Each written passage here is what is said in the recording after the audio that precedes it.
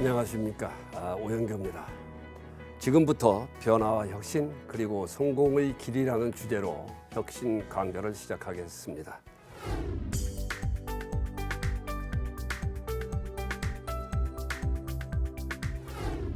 그대로 살아가면 될 텐데 왜 구태여 혁신을 해야 하는가에 대해서 강좌에 들어가기 전에 그것부터 생각해 보도록 하겠습니다. 개인이든 기업이든 국가든 누구든 간에 꿈을 가지고 있습니다. 꿈을 만들고 그 꿈을 실현하기 위해서 목표를 정하고 또 목표를 달성하기 위해서 길을 선택하게 됩니다. 그 어느 길을 선택하느냐, 또 어떤 방법으로 그 길을 걸어가느냐에 따라서 그 결과는 현격한 차이가 나타나게 마련입니다. 개인의 예를 들어보면 개인은 인간이 태어나서 초등학교부터 대학교까지 교육 과정을 거칩니다. 그리고 교육을 끝나고 나면 사회에 진출하게 됩니다.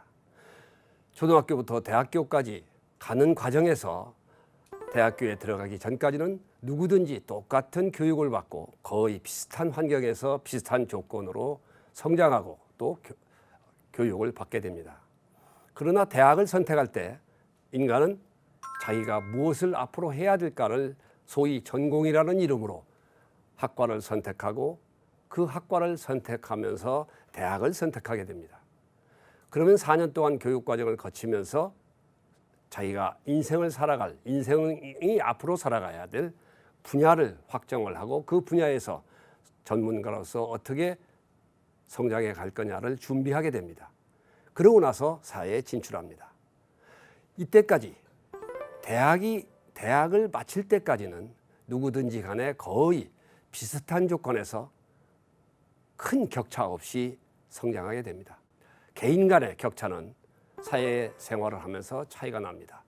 5년, 10년, 20년이 지나고 나면은 어떤 사람은 기업계에서 기업을 만들어서 대표가 되어서 기업가로서의 성공을 하는 사람이 있는가 하면은 어떤 사람은 그냥 평범한 사원으로서 마무리를 하는 사람도 있습니다. 또 공무원 선택을 했을 경우에는 어떤 사람은 장관까지 가는 사람도 있는가 하면은 어떤 사람은 과장, 국장, 실장선에서 그만두는 사람도 있습니다. 이와 같이 개인 간의 격차는 그 사회 직종을 선택하여서 사회에서 어떤 방법으로 어떤 길을 걸어가느냐에 따라서 그 결과에는 현격한 차이가 나타나게 마련입니다. 기업은 어떻습니까? 대개 기업은 수명을 30년이라고 합니다. 30년이 지나고 나면 기업의 흥망성쇠는 크게 달라지게 마련입니다. 예를 들어서 1980년대 중반에 우리나라에 있어서 6대 그룹, 대표적인 6대 그룹이 있었습니다. 그게 그때 당시에 바로 현대, 대우, 삼성, 럭키, 국제, 쌍용이라고 하는 그런 그룹이었습니다. 그런데 지금 현재 남아있는 그룹이 어디 있습니까? 현대의 경우에는 갈라지면서 현대 자동차가 존재하고 있지만은 과거의 현대 그룹은 또 아닙니다. 대우의 경우에는 대우전자나 통신이라는 이름으로 남아있지만은 그룹 자체는 소멸되었습니다. 대우 그룹은 존재하지 않습니다. 또 삼성은 거의 그대로 남아 있습니다. 럭키, GS와 LG 그룹으로 분해되어서 또 성장하고 있습니다. 국제, 쌍용은 이미 기업에서 산업계에서 없어진 지 오래되었습니다. 이와 같이 왜 사라졌겠습니까? 각 기업이 어느 길을 어떤 방법으로 운영해 왔느냐에 따라서 그 기업이 살아있느냐, 발전하느냐 또는 없어졌느냐의 갈림길로 갈라졌습니다. 국가는 어떤가요?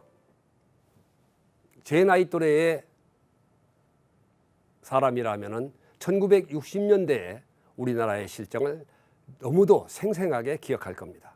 우리나라는 그때 당시에 가장 최빈국에 해당되었습니다. 오히려 필리핀으로부터 원주를 받는 정도였습니다. 지금 현재 어떻습니까? 우리나라는 세계에서 10위권 이 내외의 여러 가지 무역이나 수출이나 경제력이나 여러 가지 면에서 10위권 전후를 왔다 갔다 하면서 유지하고 있습니다. 경제 대국이 되어 있습니다. 그때 60년대 우리나라 동남아 국가와 비교해 보면 지금으로서는 현격한 차이가 있습니다. 그게 왜 그럴까요?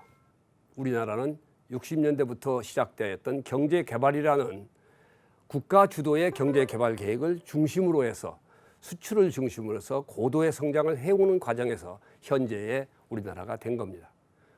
우리는 그런 길을 선택했고 동남아는 그런 길을 선택하지 못했습니다.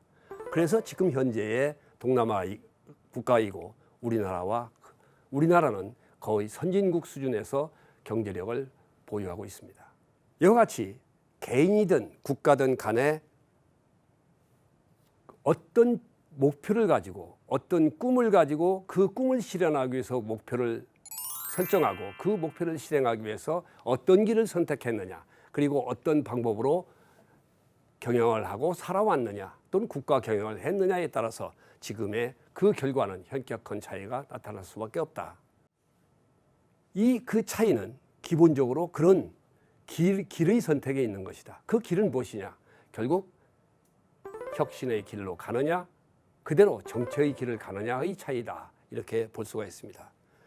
가장 우리가 가지고 있는 꿈을 또는 기업이 가지고 있는 비전을 또는 국가가 가지고 있는 비전을 잘 달성하기 위해서 가장 적합한 목표를 어떻게 설정해야 되며 어디로 갈 것이냐, 어느 길을 선택할 것이냐를 정하고 또 그 길을 실현하기 위해서 실행 방법을 어떤 식으로 선택할 거냐를 정확하게 선택해야만 자기가 생각한 꿈과 비전을 실현할 수 있는 겁니다. 그건 뭐겠습니까? 결국 생존의 길이라고 볼 수 있습니다.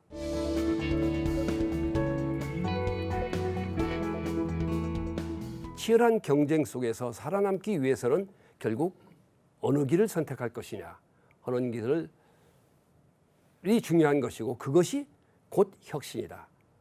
혁신이라는 것은 곧 살아남기 위한 생존의 길이다. 이렇게 볼 수가 있습니다.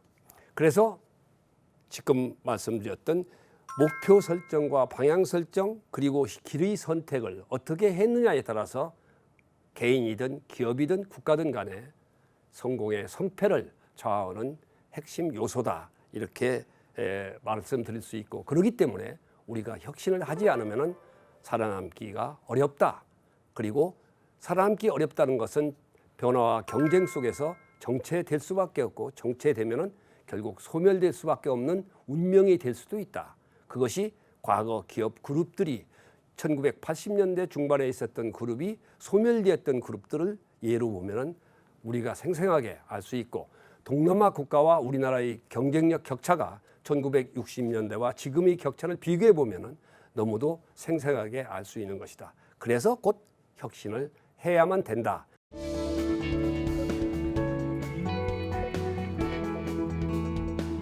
강좌에 들어가기 전에 이 혁신을 해야만 되는 그런 내용들을 여러분과 함께 생각해 보았습니다.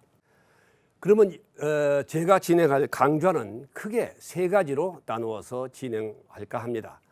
첫 번째, 혁신의 출발, 즉 혁신을 어떤 식으로 시작할 것이냐 하는 혁신의 출발에 관한 사항이고, 두 번째는 혁신의 현장에서 이루어지는 혁신의 실행에 관한 사항이 되겠습니다. 그리고 세 번째는 혁신의 완성입니다. 혁신의 출발은 기본적으로 현재 우리의 처해 있는 상황이 어떤가, 그렇기 때문에 그 상황에 맞는 우리의 마음가짐은 어떤 식으로 가져야만 되느냐 하는 준비에 관련된 사항들을 중심으로 혁신의 출발의 첫 번째 장에서 집중적으로 논의해 보겠습니다. 두 번째 장은 이러한 혁신의 출발이 된 상태에서 과연 혁신은 어디로, 무엇을, 어떻게 갈 것이냐 하는 혁신을 실행에 관련된 내용을 집중적으로 구체적인 내용들을 정리해 볼까 합니다. 그리고 세 번째로는 혁신의 완성이라는 내용을 가지고 위에서 말씀드린 출발이 되고 시동이 걸리고 그 다음에 혁신의 실행이 됐을 경우에 혁신의 실행이 되어 있는 시스템과 체계를 영원히 지속될 수 있는 혁신의 모습으로 간직하기 위해서 어떤 완성의 모습을 갖춰야 되느냐 하는 지속 가능한 혁신의 모습을 마무리로 정리할까 합니다. 그러면 첫 번째로 혁신의 출발에 대해서 말씀을 드리겠습니다.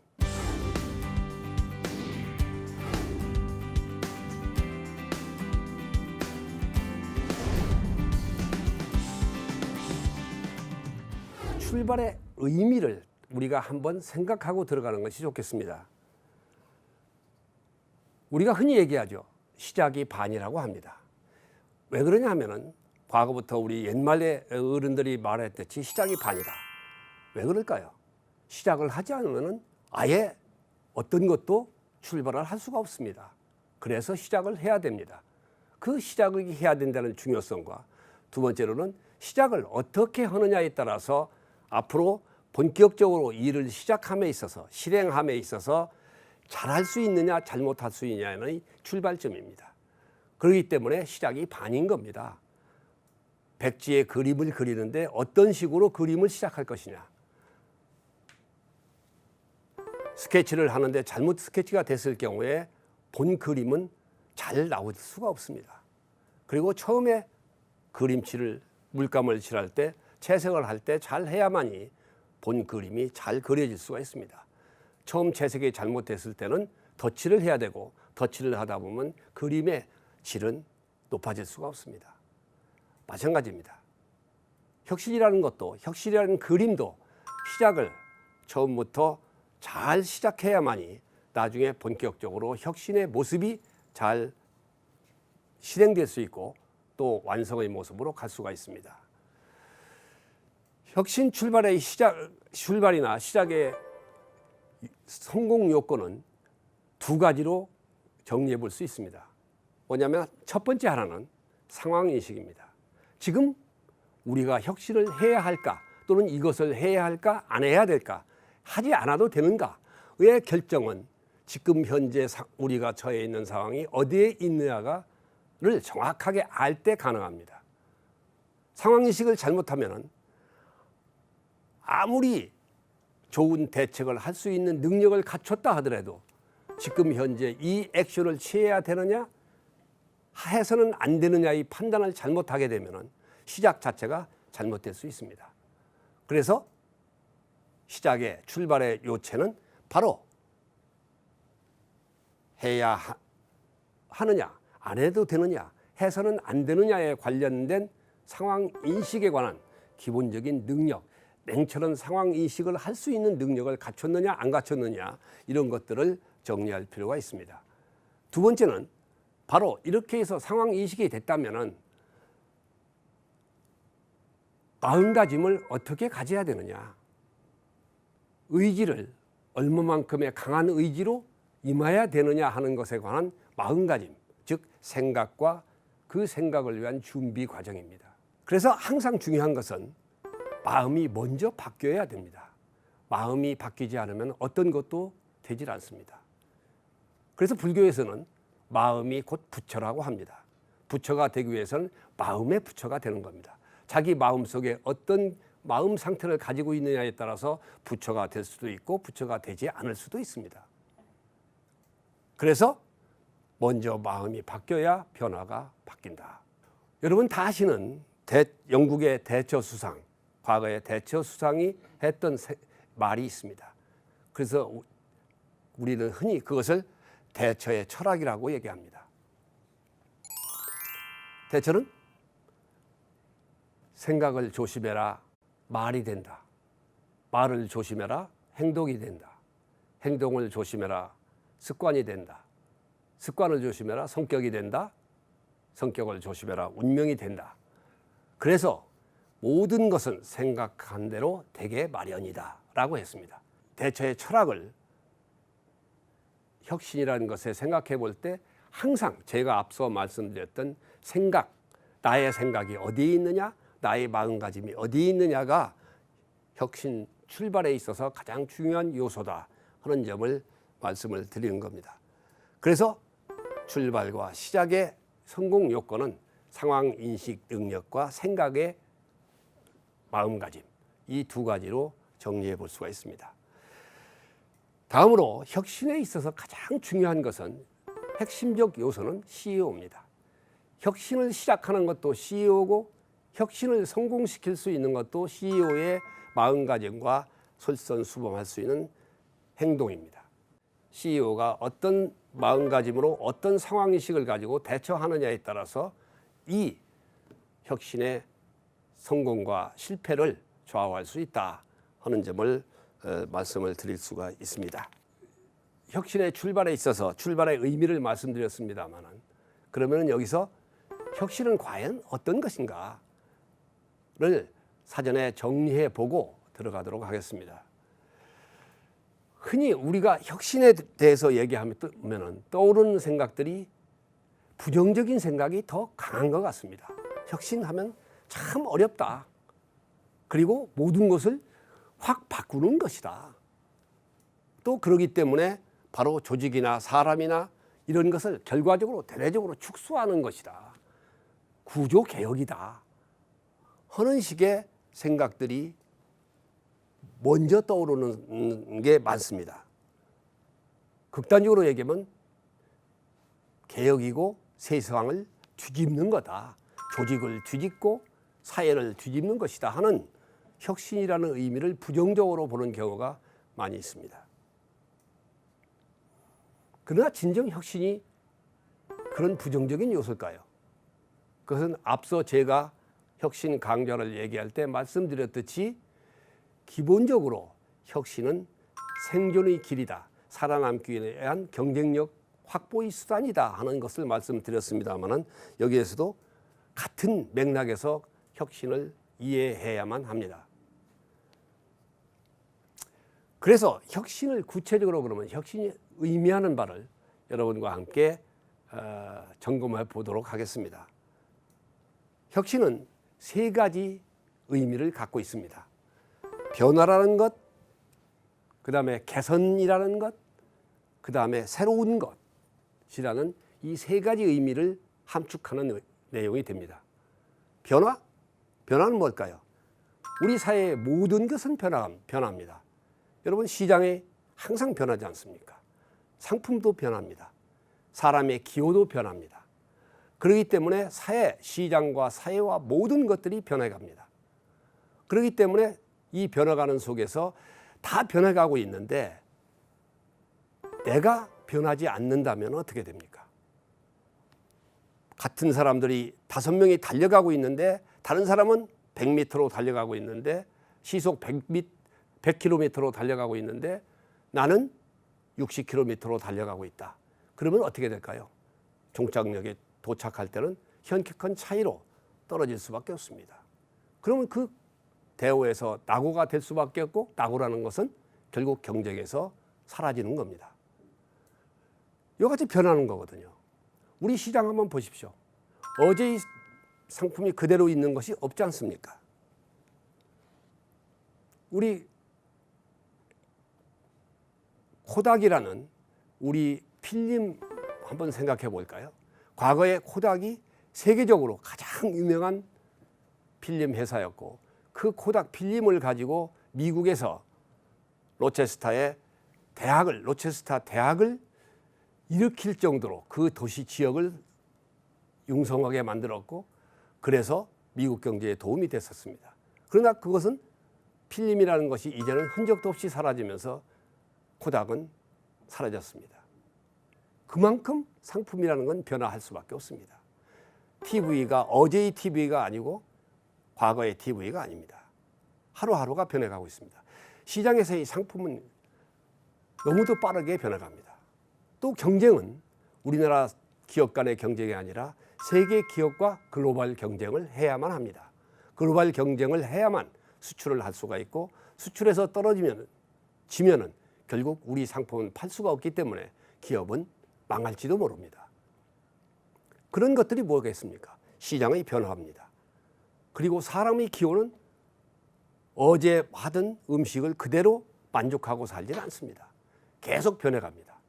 이런 것들이 결국 시장의 변화이고, 이 변화야 모든 것이 변해가는 과정에서 거기에 순응하기 위해서, 그리고 거기서 살아남기 위해서는 다른 사람이 변하는 것보다, 시장이 변하는 속도보다 빨리 앞서가지 않으면은 시장을 선점할 수가 없고, 최소한도 그 변화에 같이 가야만이 생존할 수 있고, 그 변하는 속도보다도 느릴 경우에는 소멸될 수밖에 없다 하는 것이 변화입니다.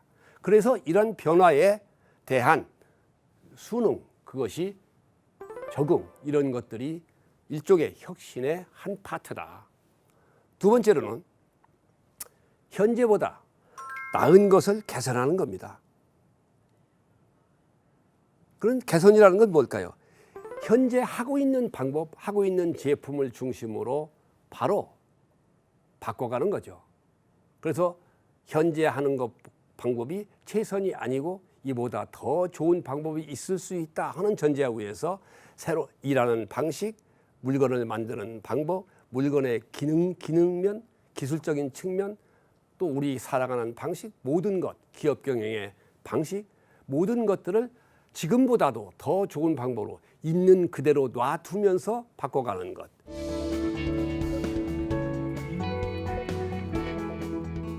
그래서 혁신이라는 것은 기본적으로 어려운 것이 아니라 또 엄청나게 변화를 가져오는 것이 아니라 더 좋은 방법으로 더 발전을 하기 위해서, 쉽게 발전하기 위해서 가는 방법에 관한 것이고, 그것은 바로 잘 살아남기 위한 개인이나 기업이나 국가든 간의 생존의 방법이다. 이렇게 이해를 해 주셨으면 좋겠습니다.